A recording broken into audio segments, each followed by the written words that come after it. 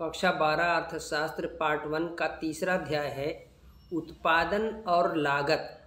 तो आज हम इसमें इसका जो पहला सवाल है पढ़ेंगे, उत्पादन फलन की संकल्पना को समझाइए। प्यारे बच्चों ध्यान से देखिए, उत्पादन फलन, देखिए उत्पादन फलन है, उत्पादन फलन की संकल्पना को समझाइए। इसमें दो चीज़ें हमको पढ़ना है, इनपुट और आउटपुट। यहाँ जैसा कि दिया हुआ है आउटपुट और इनपुट दिया हुआ है। तो इनपुट उपादान, इनपुट का मतलब होता है जब हम किसी वस्तु का उत्पादन करते हैं तो उस उत्पादन करने में जो जो साधनों का यूज करते हैं, जिन जिन साधनों को हम लगाते हैं, प्रयोग करते हैं, वो सारे क्या होते हैं, उपादान होते हैं। उपादान जैसे मान लीजिए हम खेती कर रहे हैं तो खेती करने हम क्या करते हैं, खेत की जुताई करते हैं और उसमें बीज डालते हैं, उसकी सिंचाई करते हैं, उसमें दवाओं का छिड़काव करते हैं और उसमें जो है मजदूरों को लगाते हैं, फिर कटाई करवाते हैं। तो उत्पादन करने के लिए जिन जिन साधनों का यूज होता है तो वो सारे क्या होते हैं, इनपुट्स होते हैं, यानी उपादान होते, साधन होते, साधन कह सकते हो। यानी जिन जिन साधनों का हम यूज करते हैं उत्पादन करने के लिए वो क्या होते हैं, इनपुट्स होते हैं।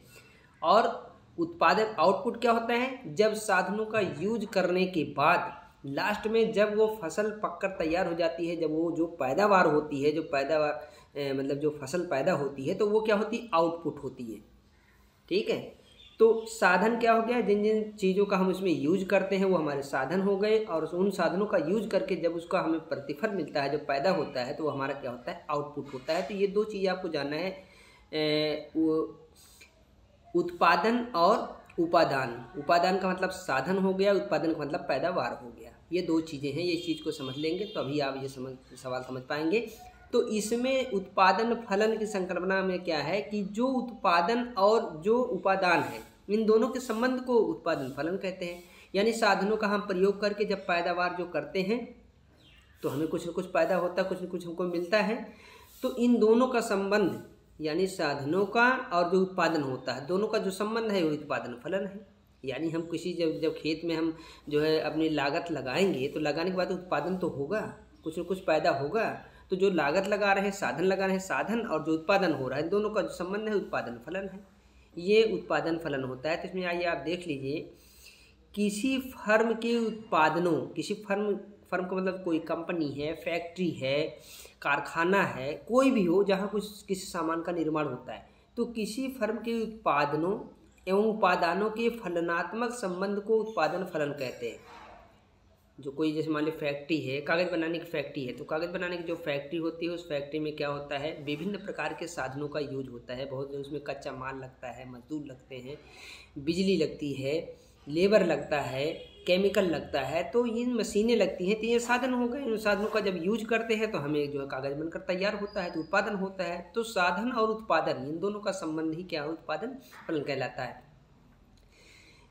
उत्पादन फलन बताता है कि एक दिए तकनीकी ज्ञान तथा प्रबंधकीय क्षमता की सहायता से उत्पादक द्वारा उपादानों के विभिन्न संयोगों से उत्पाद की अधिकतम मात्रा किस प्रकार प्राप्त की जा सकती है। देखिए ये कह रहा है कि उत्पादन फलन ये बताता है एक दिए गए तकनीकी ज्ञान तथा प्रबंधकीय क्षमता की सहायता से। देखिए जब हम किसी वस्तु का उत्पादन करते हैं, फैक्ट्री लगाते हैं, तो प्रबंधकीय क्षमता का मतलब हम किस तरह से मैनेज उसको करते हैं, किस तरह से हम उसमें व्यवस्था बनाते हैं, अच्छी से अच्छी उसमें जो है मैनेज हम उसको करते हैं, ताकि जो जिन साधनों का हम उपयोग कर रहे हैं उन साधनों के द्वारा बहुत अधिक से अधिक हमें उसमें उत्पादन मिले।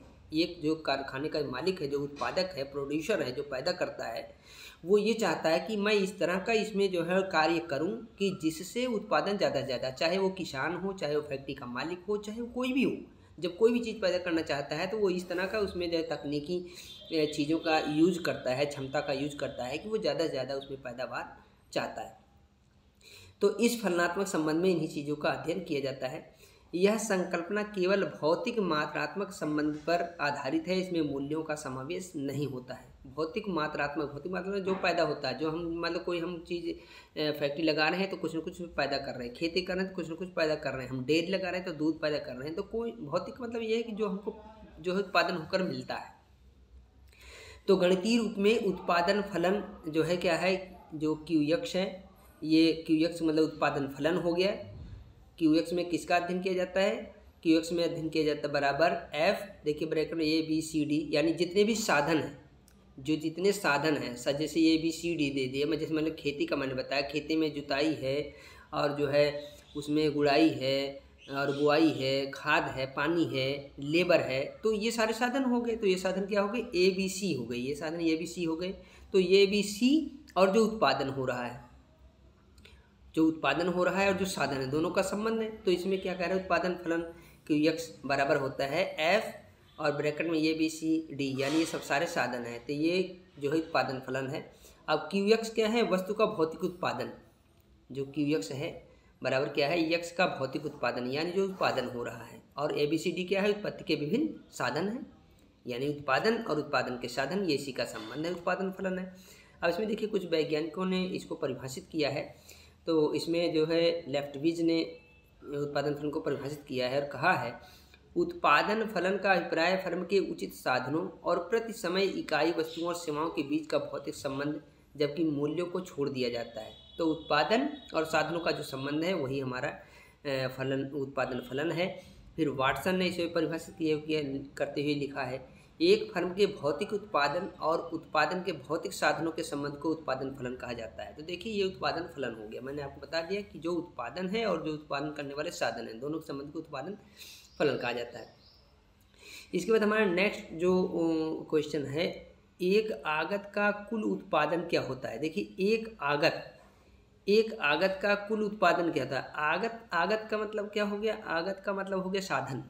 आगत का मतलब हो लागत। जैसे हम खेती कर रहे हैं तो उसमें जो सिंचाई कर रहे हैं, जुताई कर रहे हैं, उस पर पैसा खर्च कर रहे हैं ना भाई। तो उसमें जो लेबर लगा रहे हैं, बुआई कर रहे हैं, गुड़ाई कर रहे हैं, तो वो हमारा आगत हो गया। यानी हम किसी वस्तु को उत्पादन करने में जो पूंजी लगाते हैं, जो चीज़ें, जिन चीज़ों का यूज करते हैं, तो वो हमारा क्या हो गया? आगत हो गया। वो हमारा इनपुट हो गया, यानी हम उसको लगा रहे हैं पैदा करने के लिए। तो कह रहा है एक आगत का कुल उत्पादन क्या होता है? एक आगत का मतलब ये है कि मान लीजिए हम जब किसी वस्तु का उत्पादन करना चाहते हैं तो उसमें जो एक आगत लगा रहे, साधन लगा रहे हैं, तो साधन के लगाने से जो हमारा जो है कुल उत्पादन जो होता है, भैया अगर साधन का यूज करते हैं, साधनों से जो भी पैदा होता है वो हमारा कुल उत्पादन होता है। जैसे उदाहरण के लिए मान लीजिए जैसे देखिए आप इसमें एक आगत का कुल उत्पादन क्या होता है? एक आगत का कुल उत्पादन का मतलब हो गया, जैसे मान लीजिए ये एक दो कॉलम है, यहाँ देखिए ये कॉलम है। आगत का मतलब हो गया, जैसे मान लीजिए हमने आगत लगाया, 1 लगाया, 2 लगाया, 3 लगाया, ठीक है, ये आगत हमारी हो गई। या हमारा जैसे लेबर है, मान लो, चलो ये हमारा लेबर है, क्या है? हम श्रम लगा रहे हैं, तो लेबर लगा रहे हैं। लेबर लगा के हम मान लीजिए हमारा जो कुल उत्पादन है, कुल उत्पादन, ये हमारा टीपी हो गया, ठीक है, टोटल प्रोडक्शन हो गया, कुल उत्पादन हो गया। तो कुल उत्पादन हम एक इकाई का यूज करते हैं, किसी भी वस्तु का उत्पादन करते हैं, अगर एक इकाई का यूज करते हैं तो हमारा मान लीजिए 10 के बराबर उत्पादन हो रहा है, तो ये हमारा कुल उत्पादन हो गया। एक आगत का ये उत्पादन हो गया। हम मान लीजिए 2 लेबर लगा रहे हैं तो उत्पादन हमारा जो है हमारा 18 हो रहा है, तो ये हमारा कुल उत्पादन हो गया। 3 लगा रहे हैं तो हमारा उत्पादन हो जो है 21 हो रहा है। तो ये कह रहा है कि एक आगत यानी साधन का, जब हम किसी साधन का यूज करके, जो साधन यूज करके जो हमें पैदा होता है, जो चीज़ें मिलती है, जितनी हम पैदा वो करता है, इतना काम करता है, वही इसका कुल उत्पादन हो गया, टोटल प्रोडक्शन हो गया। तो ये होगा एक आगत का कुल उत्पादन क्या होता है। अब आइए देखते हैं इसमें, एक निश्चित समयावधि में उत्पत्ति के साधन का मतलब जैसे भूमि है, पूंजी है, श्रम है, प्रबंध है, ये उत्पत्ति के साधन होते हैं। कच्चा माल है, ये उत्पत्ति के साधन है। तो एक निश्चित समयावधि में उत्पत्ति के साधन का प्रयोग करके उत्पादित की गई वस्तुओं और सेवाओं की कुल मात्रा को उस आगत का कुल उत्पादन, टोटल प्रोडक्शन कहा जाता है।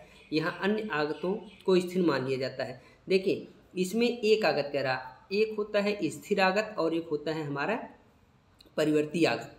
स्थिर आगत का मतलब होता है, जैसे मान लीजिए, जैसे उदाहरण के लिए मान लीजिए मैंने एक जो है फैक्ट्री खोली, एक छोटी मोटी फैक्ट्री कारखाना खोला। तो फैक्ट्री खोलने में क्या हो, सबसे पहले मुझे भूमि की ज़रूरत पड़ेगी, फिर इसमें मुझे जो है विभिन्न प्रकार की मशीनें लगानी पड़ेगी, उसमें जो है फिर हमें जो है जो उसका जो बिजली है ये भी ऊर्जा का साधन है, वो भी हमको लगाना पड़ेगा। तो स्थिर लागत का मतलब होता है कि ऐसी लागत जो निश्चित होती है उसको कम नहीं कर सकते हैं। अगर हम चाहे उत्पादन करें चाहे न करें, लेकिन स्थिर लागत हमारी कम नहीं होगी। स्थिर लागत जैसे मान ली मैंने दुकान खोल लिया, मैंने किसी से किराया दुकान ले लिया, 1,000 रुपया किराया दुकान ले लिया। अब मैं उसमें चाहे समोसा बनाऊं, चाहे दुकान खोलूं, चाहे न खोलूं, लेकिन मुझे 1,000 रुपया मालिक को देना पड़ेगा। तो वो क्या हमारी है, स्थिर लागत है। स्थिर लागत कम नहीं होती है। और परिवर्ती लागत क्या है? परिवर्ती लागत का मतलब जैसे मैंने 1 लेबर लगाया, 1 लेबर की जगह मैंने 2 लेबर लगा दिया, 3 लेबर लगा दिया। मैंने 50 समोसा बना रहा हूँ, मैं 20 बार समोसा बना रहा हूँ, 100 समोसा बना रहा हूँ। तो इसको परिवर्ती लागत मतलब जितनी ज़्यादा लागत लगाऊंगा उतना ज़्यादा उत्पादन होगा, जितनी कम लागत लगाऊंगा उतना उत्पादन। इसे मैं चेंज कर सकता हूँ, लेकिन जो स्थिर लागत है उसको मैं कम नहीं कर सकता। स्थिर लागत जो होती है वो एकदम स्थिर होती है, वो बदलती नहीं है। तो इसमें देखिए क्या कह रहा है, एक आगत का कुल उत्पादन क्या होता है, एक निश्चित समयावधि में उत्पत्ति के एक साधन का प्रयोग करके उत्पादित की गई वस्तुओं और सेवाओं की कुल मात्रा को उस आगत का कुल उत्पादन कहा जाता है। यहाँ अन्य साधनों को स्थिर मान लिया जाता है, यानी एक आगत का यूज हो रहा है, बाकी साधन क्या है, स्थिर मान लिया जाता है। और संदर्भित आगत को परिवर्तनशील मान लिया जाता है। एक आगत जो होता है वो क्या होता है, हमारा परिवर्ती होता है। जो जिसका हम यूज कर रहे हो परिवर्ती होता है, उसको बदल सकते हैं, कम ज़्यादा कर सकते हैं, लेकिन जो अन्य साधन है उसको स्थिर मान लिया जाता है। तो गणितीय रूप में इसका सूत्र है Q बराबर F। देखिए x1 x2 दिया हुआ है। अब इसका जो है यहाँ पर व्याख्या भी देखिए, यहाँ Q बराबर कुल उत्पादन हो गया, और x1 परिवर्ती आगत और x2 स्थिर आगत हो गया। ठीक है। तो हम जब आगत का यूज करते हैं, कुछ उत्पादन करते हैं, तो उस उत्पादन में हमारा जो परिवर्ती लागत है आगत है और हमारा जो स्थिर आगत है, उन दोनों का जो यूज होता है उसी से तो क्या होता है, उसी से तो उत्पादन होता है। जो उत्पादन होता है हमारा, चाहे स्थिर आगत है और परिवर्ती आगत है, इन दोनों स्थिर आगत परिवर्ती आगत के लगाने से ही हमारा कुल उत्पादन होता है। जो उत्पादन होता है वो कुल उत्पादन कहलाता है, चाहे वो स्थिर हो चाहे परिवर्ती हो। दूसरे शब्दों में एक निश्चित समयावधि में अन्य आगतों को स्थिर रखते हुए, अन्य आगतों मतलब कई साधन ऐसे हैं जिनको हम स्थिर मान लेते हैं, और परिवर्तनशील आगत की इकाइयों से फर्म को जितना उत्पादन प्राप्त होता है उसे आगत का कुल उत्पादन कहते हैं। तो एक आगत का कुल उत्पादन वो होता है जब साधनों का हम यूज करते हैं, उसमें अन्य साधनों को हम जो है स्थिर मान लेते हैं, और एक जो हमारा उसमें साधन है उसको हम गतिशील परिवर्तनशील मान लेते हैं। तो उससे यानी साधन का यूज करके जो पैदा होता है वही हमारा कुल उत्पादन। जैसे मैंने यहाँ एग्जाम्पल बताया, एक हम इस साधन का यूज कर रहे हैं, मान लीजिए 1 लेबर हम लगा रहे हैं इसमें, तो 1 लेबर हमारा जो है कुल उत्पादन 10 कर रहा है। 2 लेबर लगा रहे हैं, ये कर रहा है 3 लेबर का, तो 3 लेबर का हमने लगा दिया तो क्या हो गया, 3 लेबर हमने लगा दिया तो ये जो है मान लीजिए हमारा जो है 1 बीघा ज़मीन है, 1 बीघा ज़मीन हमने 1 लेबर लगाया, तो 1 लेबर लगा करके हमें वो 10 कुंटल अनाज पैदा कर रहा है। 2 लेबर लगा दिया तो 18 कर रहा है, 3 तो 3 लेबर का हम लगा दिए तो 21 कुंटल पैदा कर रहा है। तो 3 लेबर का जो हमारा साधन है, 3 लेबर मतलब परिवर्ती साधन है, बदल रहा है। भूमि तो ये कि 1 ही बीघा है, वो स्थिर है, भूमि में परिवर्तन नहीं हो रहा है।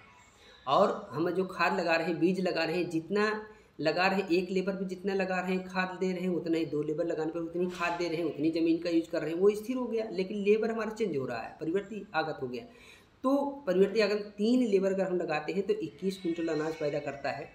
तो ये क्या है कि 3 लेबर का कुल उत्पादन कितना हो गया, 21 कुंटल हो गया। 1 लेबर का कुल उत्पादन क्या हो गया, 10 कुंटल हो गया। तो ये आगत का यूज करके हम जितना पैदा करते हैं वही हमारा कुल उत्पादन होता है। ठीक है। तो ये अन्य साधनों को स्थिर मान लिया जाता है, और जो जिसका यूज करते हैं वो हमारा परिवर्तनशील साधन होता है। तो एक आगत का ये कुल उत्पादन होता है। तो मैं समझता हूँ कि ये दोनों ही पॉइंट आप अगर ध्यान से देखेंगे तो निश्चित रूप से आपको ये समझ में आ जाएगा, और इसके आगे की जो वीडियो हो मैं आपको नेक्स्ट पार्ट में बताऊँगा। धन्यवाद।